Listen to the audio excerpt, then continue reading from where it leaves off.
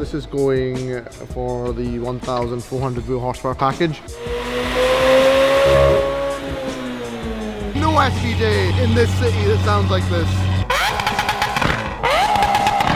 Alright guys, fresh 765 build about to go down. This is 592.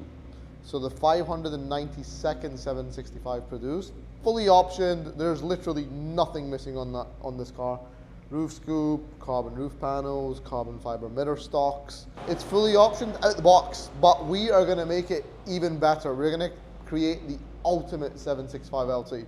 So this is the first day of the build. Today we are gonna get a baseline dyno run. So we're gonna dyno it stock out the box as it is before we start upgrading it. The upgrades are gonna be a combination of exterior, interior, and performance upgrades. So this is gonna be a really big build. Super excited for this one because it's for a very special client. First things first, the stock car, we stick it onto our hub dyno. We fire the hub dyno up. I do love this hub dyno because if you're serious about wanting to tune McLarens, you need a hub dyno. You cannot be serious with a roller dyno. We had a roller dyno in the UK, which was okay up until 1,000 wheel, and then after 1,000 wheel, forget it. Like, you're not getting any relatable data because the tires just spin. Like this, you lock the hubs onto the dyno and you forget, you know, you just tune. So I think this, with the weather conditions today, and from what I've seen in the past 765s, we should see around, I think 770. 770 is my guess. I've seen as low as 755. McLaren are so funny. Ever since the P14, like the 720 and stuff, the model name is the wheel power. So 720S makes 720 wheel. A 765 makes 765 wheel. But the Senna only makes 740 wheel. We're gonna go ahead and put the car into dyno mode. Dyno mode is a mode where you put the McLarens into so that they can be dynoed. If you don't do this, it just goes into limp mode on the dyno and it doesn't like it. Everything is green. It's welcome to Dubai, Habibi.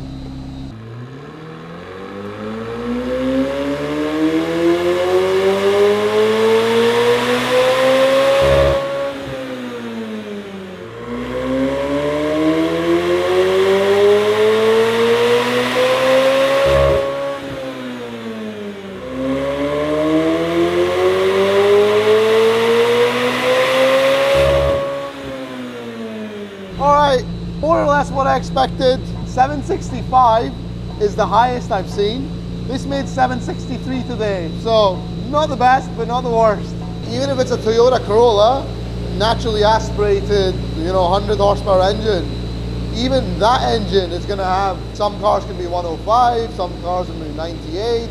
You're gonna have a 2 or 3% error on any engine. It's pretty normal. That comes down to ambient conditions, health of the engine, health of the car, millions of variables. So this amount of variable is normal.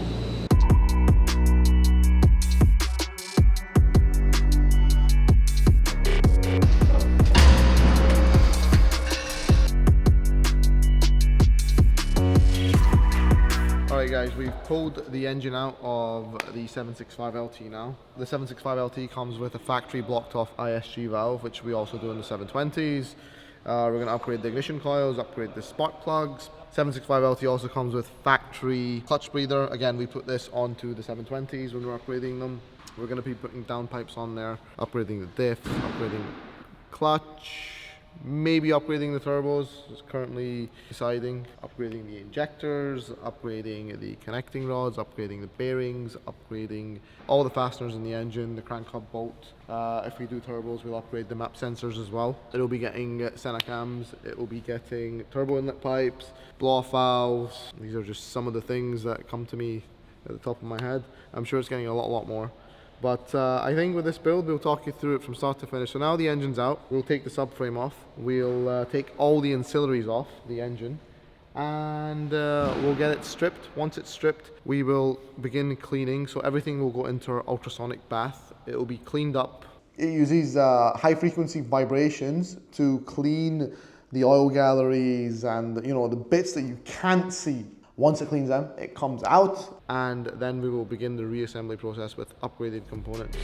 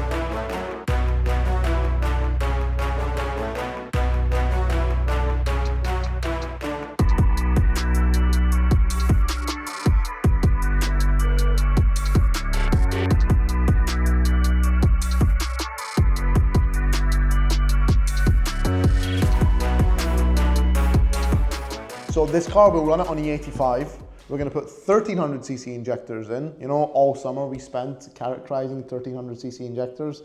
So now we've started to use them on builds, not just on my own build. It's going to run E85 on 1300cc injectors, and I think we can get there on the stock 765 LT fuel pumps. It's got a twin pump, so it's got the center pumps from factory. I believe we don't need to upgrade them. But if I run out of fueling, we also have a solution for that. We have a really, really great solution where we voltage boost the fuel pumps. So if needed, we can do that as well. With the E85, we can get there if we run it at 0.80 lambda, but we run things super safe, bring it back to around 0.76. You lose 30-40 horsepower, but keeps the setup a bit cooler and safer. So we do run them a little bit richer than usual in Dubai heat, so you can pound on it every day. We've got the pistons back in. Ashraf's is the crazy white 765 build that's going on just now. It will not be white for much longer. We've dropped the rods and pistons in. Gonna bolt the crankcase on now, put the main studs in, and put the heads on. They put an extra coolant line in this 765 LT, so I'm trying to figure out why this line here. Ah, it goes to the top of the radiator on this side. Yeah, it looks like they put an extra bleed line on the new 765s. This is going for the 1,400 wheel horsepower package. On the 1,400 wheel packages, we upgrade the front cooling. So that's 1 and 2 of these radiators here. These are the water to air heat exchangers. So these cool down the water, and then the water then goes to the back of the car and then cools down the intercoolers for the air outlet from the turbos. So that's the intercoolers. We'll replace these. These radiators are made for us by PWR. They make all the cooling equipment for the Red Bull Formula 1 car. So they're the technical partner for Red Bull since 2010. They're also heavily involved in NASCAR and IndyCar racing in the US. They're a pretty big deal, man. They know what they're doing with the cooling. We're also putting their intercoolers on. So the intercoolers are here, up behind the wheel arches. So the coolant circuitry in the McLarens is interesting. You have one coolant pump and you have one fill point in the car, but it splits inside. So inside the coolant pump, you've got one cold side and you've got one hot side. The hot side cools the radiators and the rear differential and the rear gear set inside the gearbox. And the cold side, it cools the clutch oil and the intercoolers. So it goes from front radiators to intercoolers to clutch oil, and then it goes all the way back to the front to the radiators to be cooled down again. How's it going, Mohammed? Carbon everywhere on this car, huh? Yeah, we will change it. So you need to be extra baby hands, gloves. The washer bottles on all the cars in the Middle East crack. So we're going to replace the washer bottle. It seems to be a really common thing here, not only on McLarens but on the Lambos as well. I don't know what it is. It must be with the heat, the expansion and the contraction. They just track.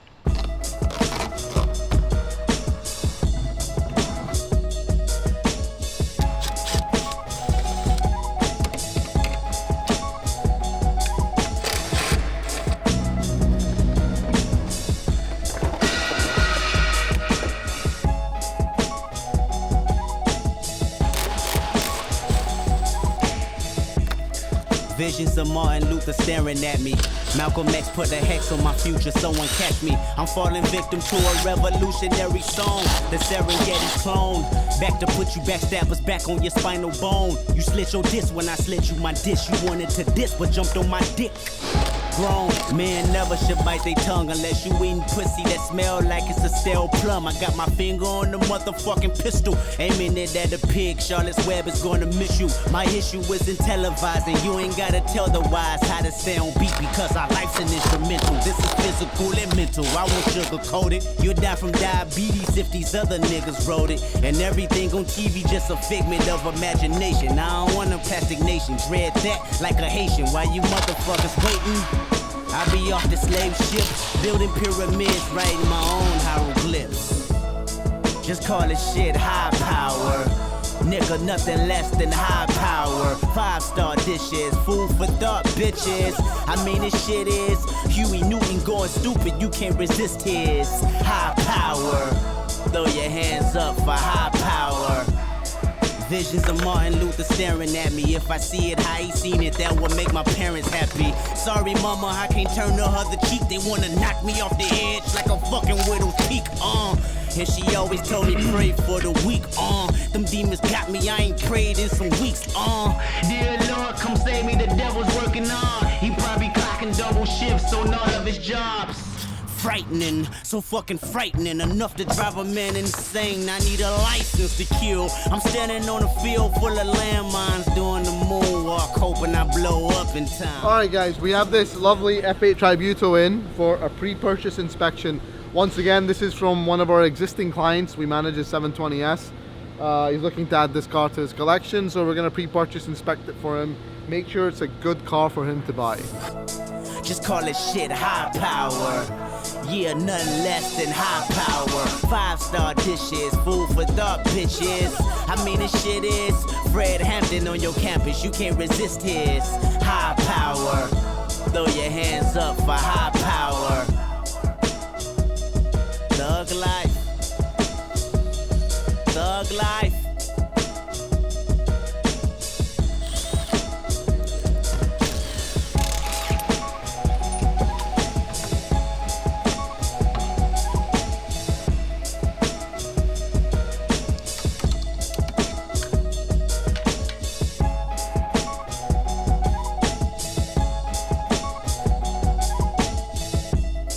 Visions of Martin Luther staring at me. Malcolm X put a hex on my future, someone catch me. I'm falling victim to a revolutionary song. The Serengeti's clone. Back to put you backstabbers back on your spinal bone. You slit your disc when I slit you my dish. You wanted to diss but jumped on my dick. Grown men never should bite their tongue unless you eating pussy that smell like it's a stale plum. I got my finger on the motherfucking pistol, aiming it at a pig. Charlotte's Web is gonna miss you. My issue isn't televising. You ain't gotta tell the wise how to stay on beat because our life's an instrumental. This is physical and mental. I won't sugarcoat it. You'll die from diabetes if these other niggas wrote it. And everything on TV just a figment of imagination. I don't want a plastic nation. Dread that like a Haitian. While you motherfuckers waiting, I be off the slave ship, building pyramids, writing my own hieroglyphs. Just call it shit high power. Alright, so the guys are now installing headers onto this. This was a car we had in around a month or two ago. It's a build that's been in progress.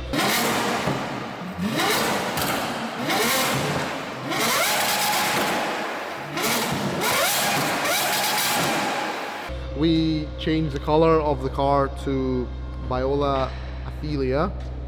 We also put HRE wheels on it, and now we're going to put headers onto it. We already had an exhaust on it before, but to really open up that V12, we're going to put a header system on it. The headers are from a company called Exotec in Japan. We had to wait like 2.5 months for these, but this is going to be the craziest sounding SVJ in Dubai. I know it was already crazy before with the exhaust we had on it, but now it's going to be insane. Like, this car is going to be straight to the impound. Yeah, once it's wrapped up, this is one of the cars that are on my list. I might end up actually finally buying one too. Now it's been in, we upgrade the cooling system with BP Racing coolant, and we modify the thermostats. And we also switched them to a lithium-ion battery instead of the standard AGM batteries. The standard AGM batteries, every time you go to crank the engine, voltage drops across all the modules on the car, so it just all the modules go haywire. With the lithium-ion battery, the voltage doesn't drop when you're cranking the engine. You've either got 13 volts or you've got 0 volts. There's no in between. But with an AGM battery, it can go down all the way down to 3 or 4 volts, and it will still keep trying to supply output. So lithium-ion batteries are a lot more stable. That's why McLarens use them as well. Lithium-ion batteries work a little bit differently because they're only 13 volts or 0 volts, no in between. You've only got like 45 days of battery time, of standby battery time. So they won't allow you to operate the battery if the voltage is less than 13, which is good in a way as well because it gives you more stability. Whereas AGM batteries suck, right? You leave an AGM battery for 45 days and you try and start the engine, that'll voltage drop all the way down to maybe 8-9 volts whilst you're cranking the engine. This hurts the electronics on the car because it's not getting the power that it should. So we prefer these being on lithium-ion battery. It's just a lot more stable for all the electronics on the car, including the hydraulic pump on the gearbox. That's another thing that we upgrade as well. That's a weak point on these. When the hydraulic pump starts to fail, it starts wearing the clutch on the car. And the cooling upgrade. So once you do the hydraulic pump upgrade, the cooling upgrade, and put a lithium-ion battery into it, it makes them a lot more stable. Everyone knows that the Aventadors have got many issues, but these 3 top things, you look after them and the car will be good. It's got these really sick HRE S111SC wheels going onto it. They're like twinning now. We have a 765 over there as well that's got the same wheels, and I have the same wheels on order for the Urus as well. It's been a popular wheel design this year, but it just looks so good, huh? Center locks obviously on the Aventador. It's good. It's good. After that manifold, it's give at least 50 horsepower.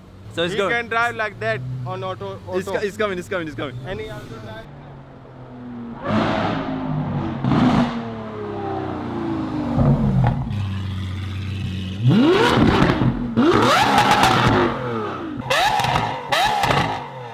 You've got SVJ, you need headers. Like, totally different ballgame altogether. There is no SVJ in this city that sounds like this.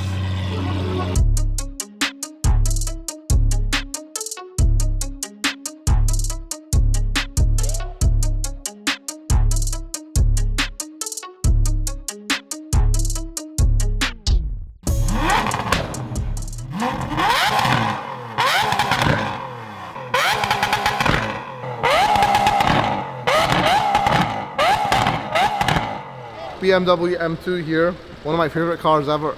So looking to purchase this just as a daily beater, I guess. To fly around Alcuzin and not worry so much about like the expensive cars. Yeah, I had one of these before I launched my company in the UK. One of the best cars ever. Really small and nimble. It was stage 2. It had the downpipes, an intake, no intercooler because I didn't have it for long.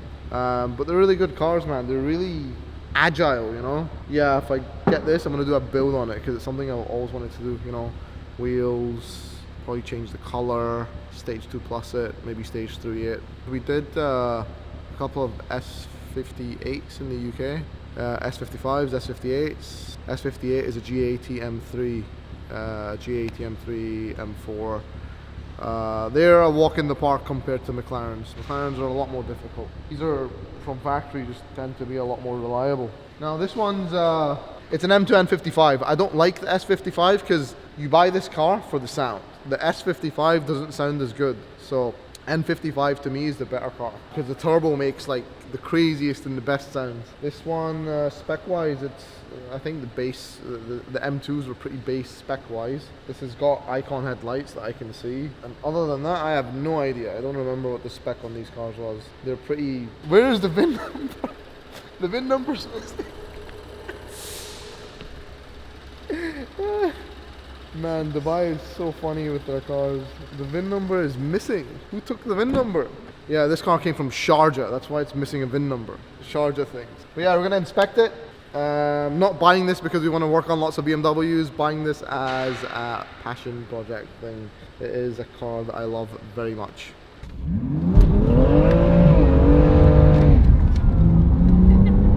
Wait, it gets better. You can like drive this car and look like a hero so easily.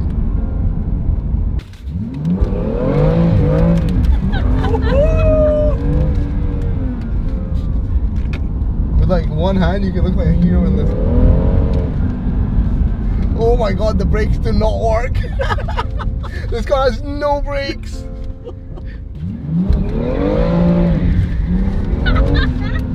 Alright, that's enough.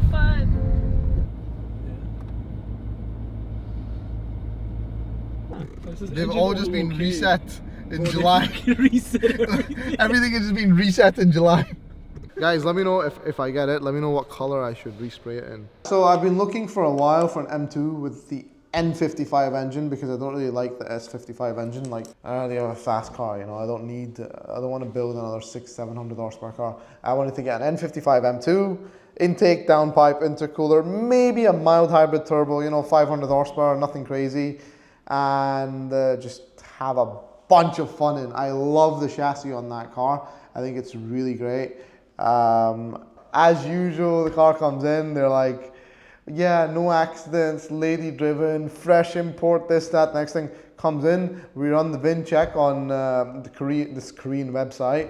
It comes up that it's been like, the car's been like flipped, you know, not just in an accident, the car's been upside down on its roof. And I'm looking at the roof, it's just full of filler. And then I messaged the seller, I'm like, mate, this has been upside down, like it's been in a horrific crash. He's like, oh no, I didn't know.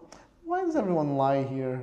I don't get it. Like, it's insane. Guys, if you're buying a car in Dubai, I cannot put this forward to you anymore. Get a pre-purchase inspection. I don't care where you go somewhere reputable, okay? And do a PPI because the cars in this country are insane. Like, now we have one that was an Infinit engine build and we later found out that it was a flooded car. The buyer didn't even know it was a flooded car, so they sold him a flooded car. Every car in this country has a story, so you guys really need to watch what you're buying.